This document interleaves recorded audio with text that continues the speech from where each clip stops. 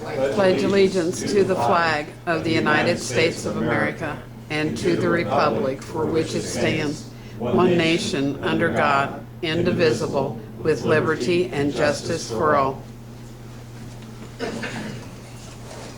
Today is Tuesday, June the 20th, 2017. The time is 6 p.m. This is a regular meeting of the Greensburg Water Board.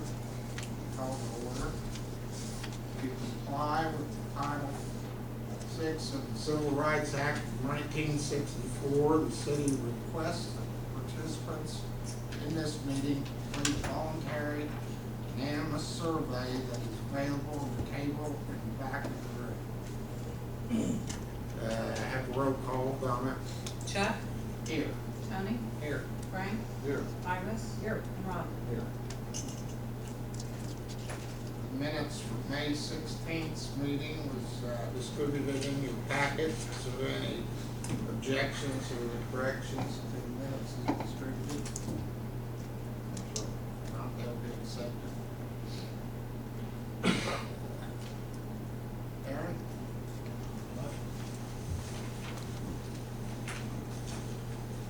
Thank you for all. What we're here tonight is for a public hearing. Some of the preliminaries here. I've got a sign-in sheet going around. Please everybody sign that so we have a record of that as well. And then we start here. We're here to talk about the Greensburg Surface Water Treatment Plant, PER. Public hearing for that. Bear with me as I figure out, make sure I figure out next. I guess first off, too, can everybody see this, or do we need to? You guys see this, okay? The agenda for the public hearing here, we'll do some introductions. We'll talk about why we're doing the PER report. We'll talk about the project need. We'll look at we'll talk about the alternatives that we evaluated. We'll talk about the selected project and the environmental impacts associated with that construction project. We'll look at the schedule going forward, and we'll talk about the estimated project cost and financing. And at the end, we'll have some time for questions and comments as well. Welcome. Introductions. Most people know who everybody is here, but from the city, Mayor Dan Manis, Rick Denny, and Ron Mann. These guys were working with us throughout the whole process. All workshops and stuff, developing to where we're at this point with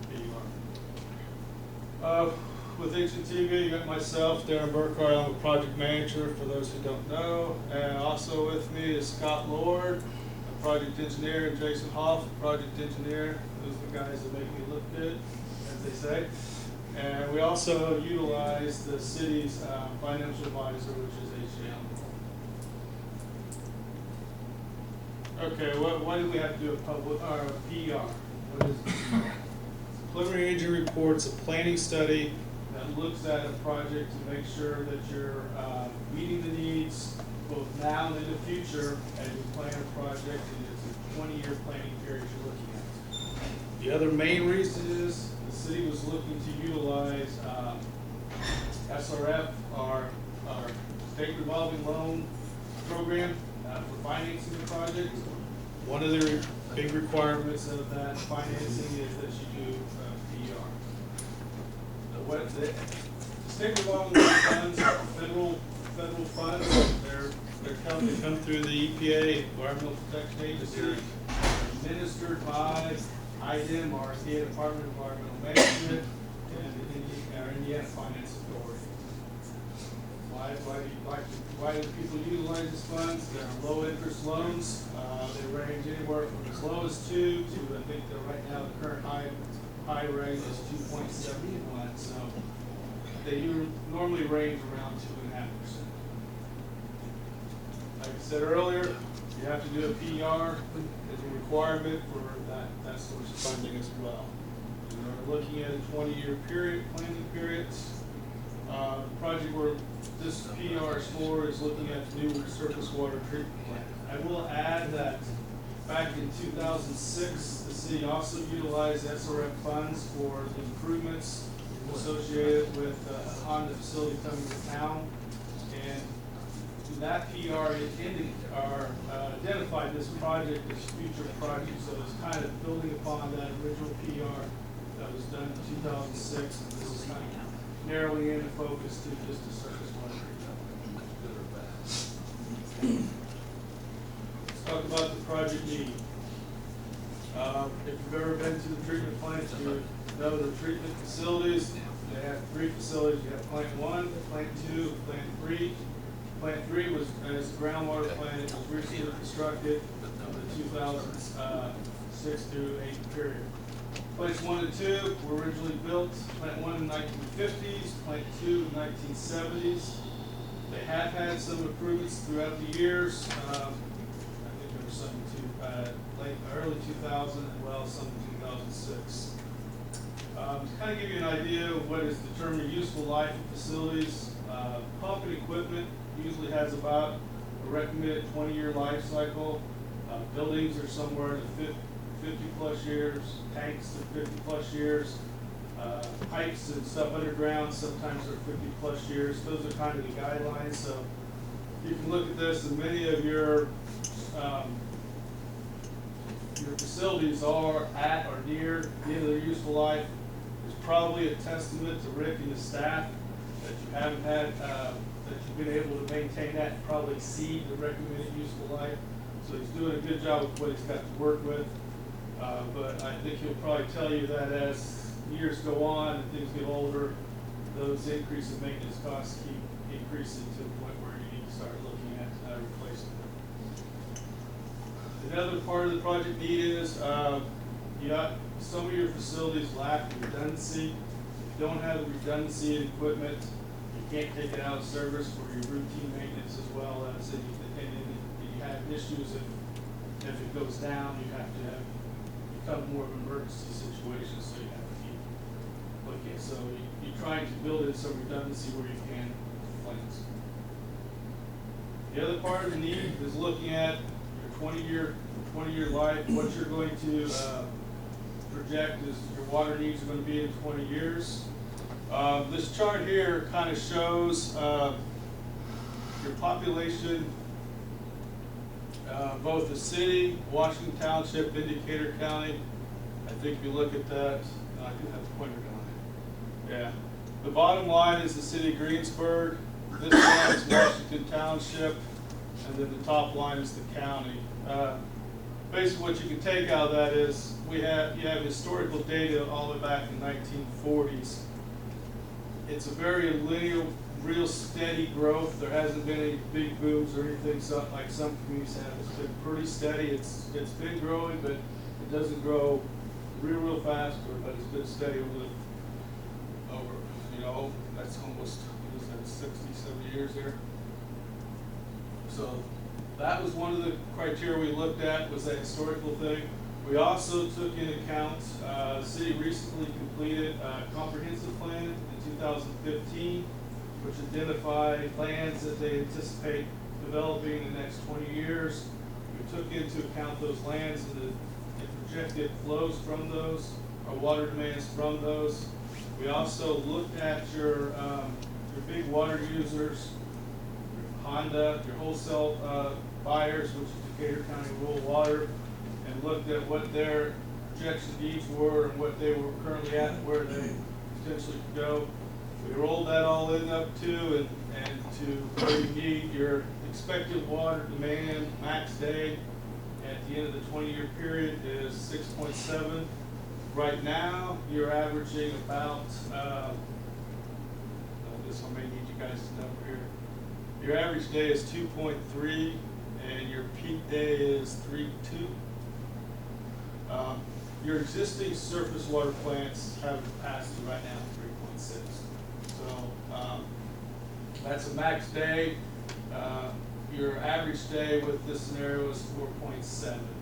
So that tells you that you have to do something in order to meet that.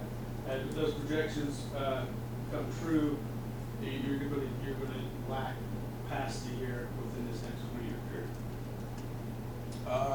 I didn't mention groundwater. You also have groundwater plant number 3. It has a capacity of 1.2. The city hasn't had a lot of success in developing groundwater supply in the area. It's limited at best anyway. So most of your growth is going to come from the surface water. Okay, now we'll talk about the alternatives that we looked at, evaluated. There's 3 of them. One is the no action. That is a requirement of the SRF PDR, is to look at just doing nothing as an option. And the second option is rehabilitating and try to maximize your existing facilities. And then the third option is a new surface water treatment plant facility. And that has kind of a part A and part B. We'll talk about that in a few minutes here. Looking at the alternative one, which is the no action, which basically you try to optimize what you currently have in place. I just said that your capacity is limited to 3.6, and you're projecting to be 6.7 in the future. So that really makes that not a non-viable option. It won't meet your, you're getting close where it won't meet your current needs as well as your future needs. So it's really not viable. So we didn't spend a lot of time looking at that. Option 2 was to try to rehabilitate the existing facilities. What we're talking about, and let's see if I can get my pointer back here. This is plant number 3, your groundwater plant. Plant 1 is here, plant 2 is here, and then you've got clear wells here, and this building up here is commonly referred to as the north building. It's got storage as well as a backwash holding tank in there as well. So what we're looking at with this alternative was to maximize your filters in this area here, add additional filters that you need to meet the capacity requirement or the demands. We'd be demoing out this plant and demoing out this existing clarifier, constructing new, larger clarifiers, solid contact units here, along with a new chemical building here. That was kind of option 2, was trying to, but basically we're trying to maximize your filter capacity as well. It would meet the needs short term. Probably could get it to meet the 20-year period, but after that, there's really no way to expand that plant. So if you had any additional growth on top of that, you would probably be stuck at that point. The other risk that associated anytime you go into an existing building and you start doing major demo and rehabbing, there are a lot of things that you can't anticipate, so you end up with a higher risk of problems or issues that come up during construction. Anytime you have risk, you associate that with increased dollars. So you have to weigh that factor whether or not it's worth looking at that. The other thing with this option is that even though you're trying to maximize that, when you're done after the 20-year period, you're going to have some facilities that will be approaching 80 plus years. Probably not the best use of your funds. When we did some preliminary costing, cost difference between rehabbing and building new were insignificant, so it really wasn't an issue of cost as much as it was whether this is more viable. And based upon what I've just kind of covered and the risk associated with that didn't make that alternative viable. Alternative 3A. Again, what we're looking here is we're looking at constructing new filters, pump, as well as chemical storage in this area here. We've got new clarifiers, solids contact units here, and you've got a new finished water storage facility here. We'd be still utilizing storage, the north building, as well as the backwash. We'd be abandoning these in place at this point. We may, during designing, we may come up with a reason to try to utilize that or another day. The existing plant two here and plant 1 here would be demoed once the new facilities are in place and in service, and then we construct a new garage and maintenance facility where plant number 1 was. And also the new bulk water distribution or fill station would be where plant number 2. We'll talk a little bit more about that in a few minutes. Option 3B from a process standpoint is the same. It's just layout is a little different. It's more of a linear, looking at it from a north-south standpoint. The pumps, filters and pumps and chemical storage is still in this area. Instead of the clarifiers being next to them, they've been moved to the north of them. And then therefore we had to relocate and demo out the north building and sludge storage tank and put a new finished water there. We repurposed this clear well for backwash holding here. We still have a new maintenance garage here. This may get a little bigger in this option because we've eliminated some of the storage that was in the north building. And it still has the water, bulk water fill station down here as well. As we go back and look, I was just talking, I wasn't looking at my slides here. Some of the concerns with this one is it's a little more complicated from a construction standpoint as far as phasing. That's due to we're demoing out that north building, and we have to relocate that sludge storage. We got to repurpose that. And the other thing is basically the flow from this has to go, or from here, goes from the clarifiers here. So you have to end up running a lot of piping that normally would have been a short run here with 3A. Now it has to come down and run it along this very, you can see all the lines there represent existing utilities in that corridor. That would make that a little more difficult to phase, and that's where during construction there would be more conflicts. The other, also you lose a little storage up in that north building when that is demoed as well. It is a little, it does have a little smaller footprint than 3A. What was selected was 3A. Achieves both long and short-term goals. It provides you full redundancy. Therefore, any of the processes would be able to be taken out of service and not interrupt any treatment facilities or treatment.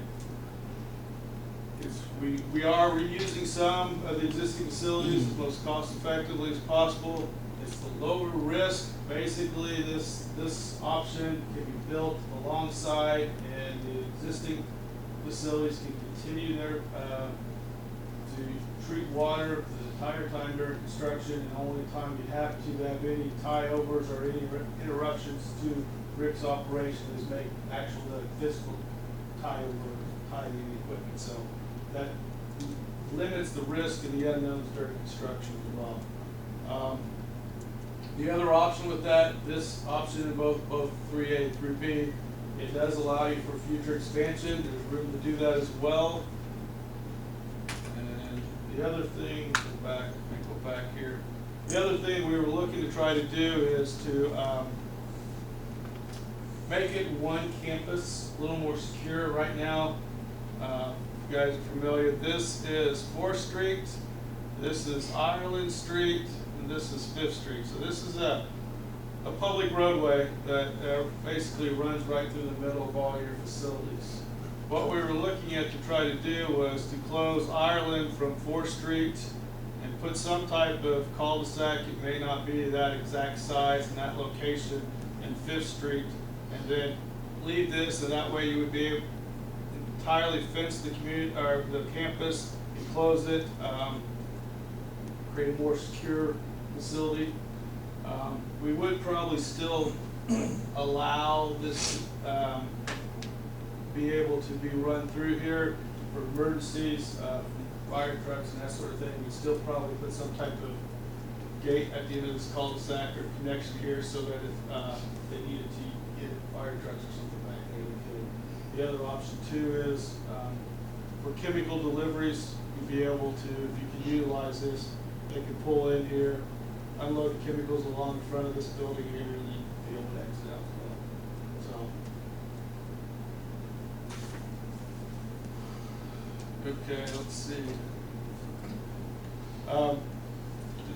Kind of talked a little bit about the treatment process. I've kind of covered some of that, but let me reiterate a few things, what that includes. We have solids contact clarification, filters, gravity filters, which are very similar to what you have now. We have chemical applications for disinfection, fluoride, and taste and odor. Again, similar chemicals that you're currently utilizing. We have finished water storage, we're increasing that. And we have new high service or distribution pumping as well. Some of the auxiliary facilities. We got the maintenance building and garage. We got the bulk fill station. And with the filtration building, you also have some offices. You'll have a break room and a few other locker rooms and other creature comforts for the staff, I call them. So they aren't really part of the process, but are needed. Looking at the environmental impacts, one of the reasons the site was selected, it's already existing. It's been disturbed, so we're trying to minimize the amount of environmental impacts. We don't anticipate a lot. Short term, there will be construction activities which get you noise, debris, dust. The specifications will have things in place to mitigate some of those as well. We'll have some permitting both local and statewide for erosion control, Rule 5 type to minimize any of those disturbances as well. Again, impacts will be short term. Like I said, we don't anticipate any long-term impacts. Again, it's on previously disturbed land. That doesn't mean we didn't look at, we had to look at all the historical and archaeological databases, both on the national and state level. We looked at waterways, floodplains, wetlands, open spaces, recreational spaces. There's a laundry list of things that we looked at from environmental impacts. But because the site is somewhat contained and this smaller footprint compared to a long sewer project or a road project, the environmental impacts are anticipated to be very limited. Looking at the project schedule moving forward, obviously we're at the public hearing tonight. After this hearing, then we'll have a 5-day period where we can take any written comments. Once we receive any of those comments, we'll incorporate those into, along with the meeting minutes tonight and any comments we received tonight, into the PR. We plan to submit that. The city submit that probably the 1st of July. When we spoke with SRF, they indicated a 3 to 4 month period for review and approve the PR, so that puts the PR approval sometime in around October of this year. The final design or project design is about a 9-month effort, which puts us to about a year from now that we could be ready to receive bids on the project.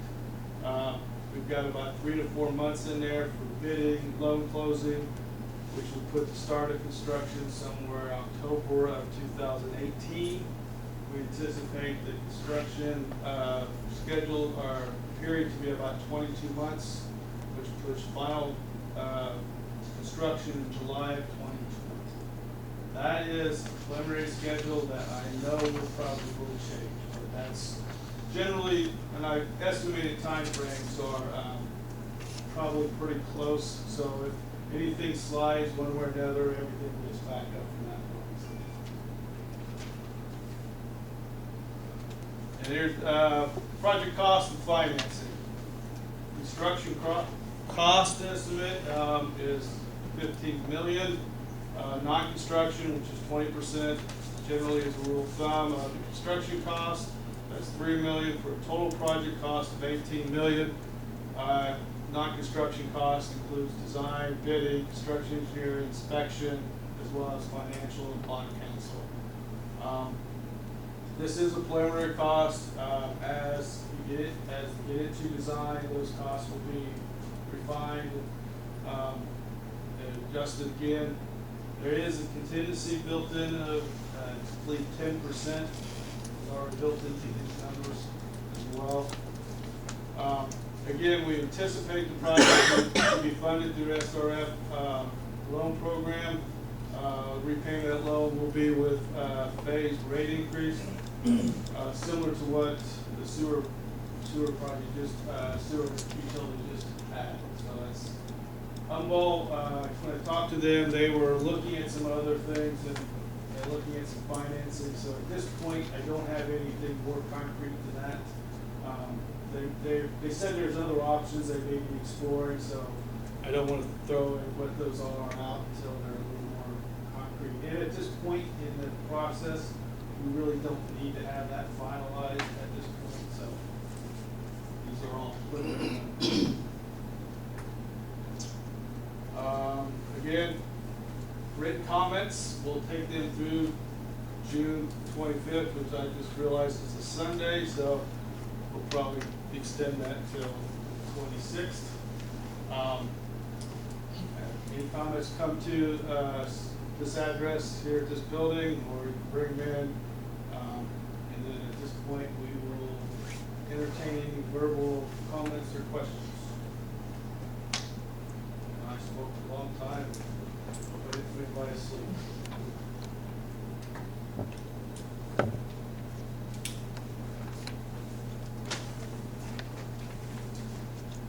Have any questions for them? Is that October start time? I mean, that's just, you're gonna have to work through the winter no matter what, so. Yeah, it's not ideal, and, you know, like I said, we put the schedule back, to kind of just see what it was going to be. You know, if there may something may slide, you know, if it slides much beyond October, more than likely, you know, it's probably slide into the next construction season. That's winter, we worked all winter long, so it could be. Yeah, and anymore, you know, last two winters you could have worked year round. Year round. So I used to always never do that, but Right. today they don't let that seem to bother them as much. And when you talk about that security of the plant, is that becoming a homeland security more of an issue these days, of trying to incorporate as well? They always, Exactly. I think they like to see it. There's no real hard, fast rules on that. Just a lot of communities like to have it enclosed and controlled. If you, I don't know, the picture doesn't show it, but plant number 3 that was built in 2008, it's entirely fenced. It keeps out nuisance. You know, you won't get the graffiti painting on it. You know, you'll have some big concrete tanks that would be real open canvases for graffiti if somebody wanted to. You try to deter that as much as possible with, you know, with the fencing, that sort of thing. You know, you can get, some communities get really extreme where you have to have access, you know, car to access and up and lower the gate. You know, here in this site, you haven't had that because you do have 24-hour operations, so that does some things. But you know, I think it's just an added level of security.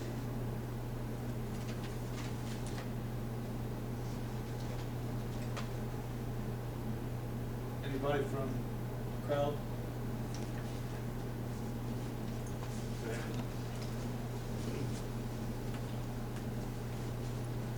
I just wanted to encourage you, I mean, I don't think it's a question that you're doubting this need, but I just wanted to encourage you that it is a real need.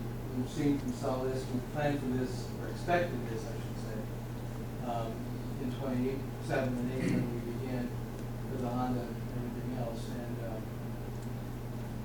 it's just an obvious one. And what you all laid out here, what you're doing now seems to be very prudent and fairly cost effective. When I know about it, but not much, but it seems to be very easily. So I would just thank you, encourage you as a member of the public. Thanks, Mike.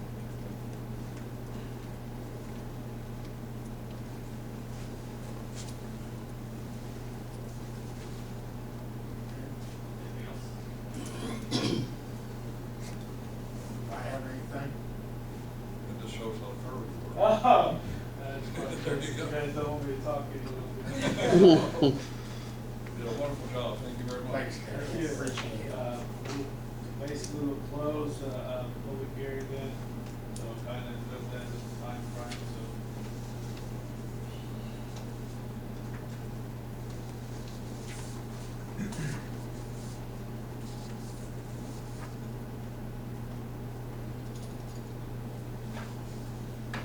I know the time is 6:30.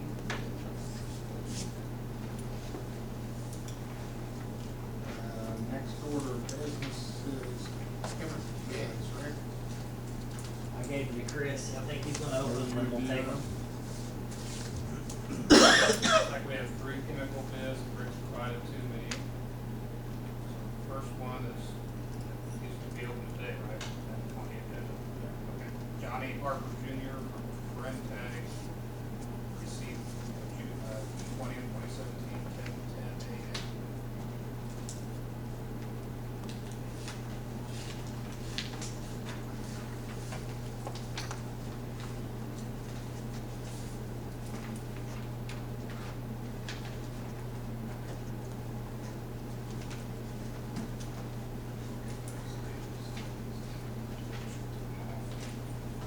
I'm gonna get the prices on, we're going to say we open them and then I'll put it on a Just give a spreadsheet. summary.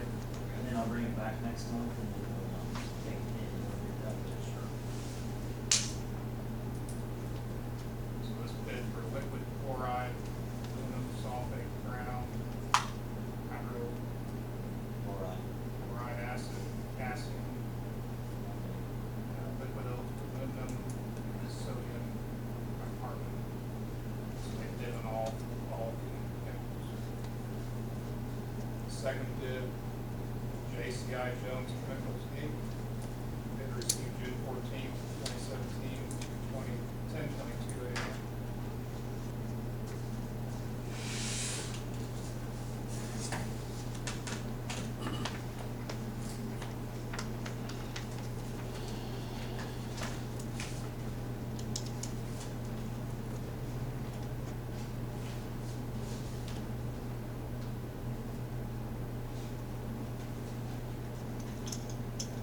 Bid for them is just for the 150-pound cylinder.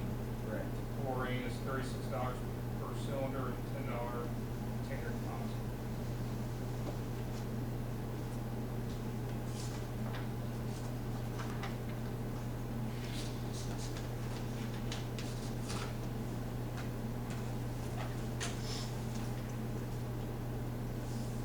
PBS. Third and final bid for PBS Chemical Technologies, received 11:10 a.m., June 12, 2017.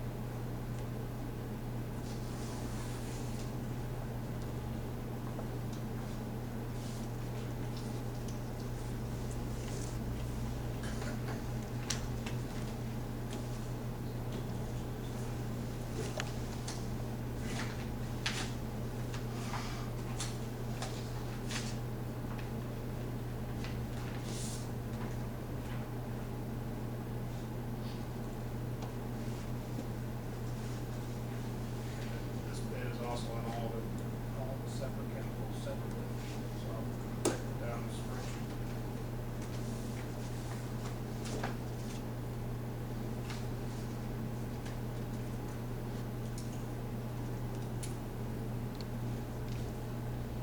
Like Chris said, I'll put this on a spreadsheet, bring it back next month, for your approval. And then, we'll start in August. Very good. That's right. Are those the same companies that you usually get bids from? Actually, I had numerous calls, I don't know if they're little satellite companies or some chemical companies. I think the water office filled some, or treasurer's office, I think Sarah filled some, but there's only one traditional compared to what we've had in the past, so that was PBS, so Have you worked with them before? I have not. No, this is the first time in many years that we have more than two, so. Yeah. Very good.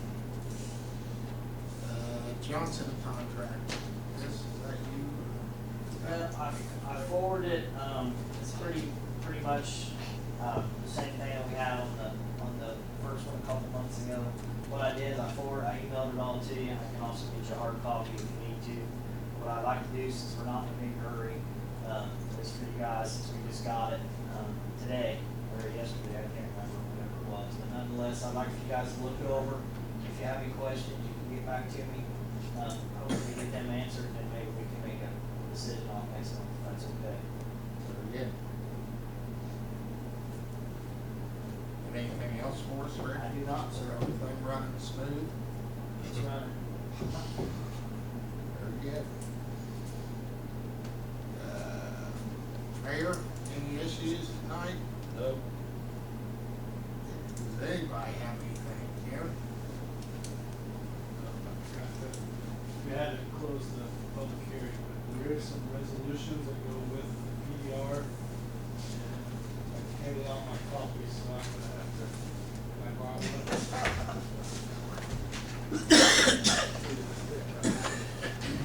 There's two resolutions. One is a signatory authorization resolution.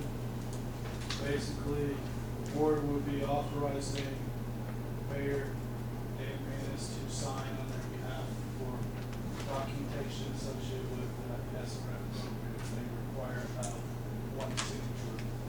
So that's one resolution. The other resolution is basically the acceptance of the PER. You reviewed it, accepted it, and approved for us to submit. Those are the two resolutions. I think I talked about these last month a little bit. I said they'd be coming here. Very good. I'm looking for approval. Now, have you got the master or just? They're all the same, They're so all if you the have a same. copy, do I need more than one original copy? One's fine.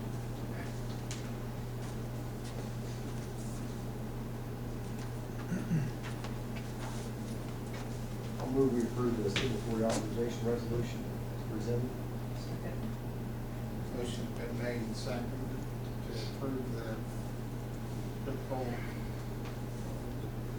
signature authorization resolution. Roll call. Chuck, Yes. Tony, Yes. Frank, Yes. Iris. Yes. Robin. Yes. Thank you.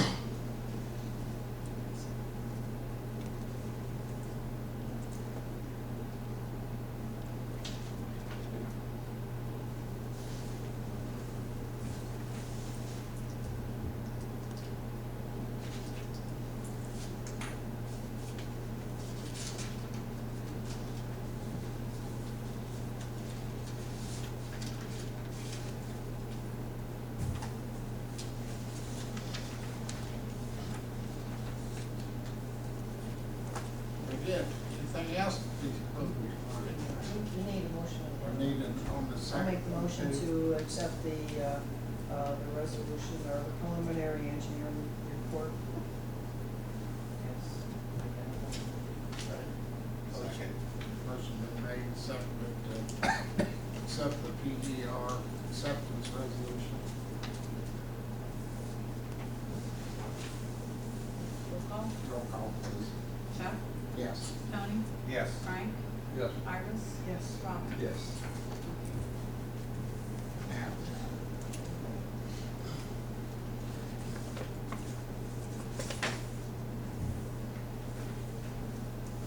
Well, with that being said, nothing else to come before the board. Adjourn. One of the Actually, most of that way, going after the I don't know, no, I'm not gonna say it, yes, I have to jump up, Mike. Yeah. Well, we debated about it. I almost did. Maybe next time.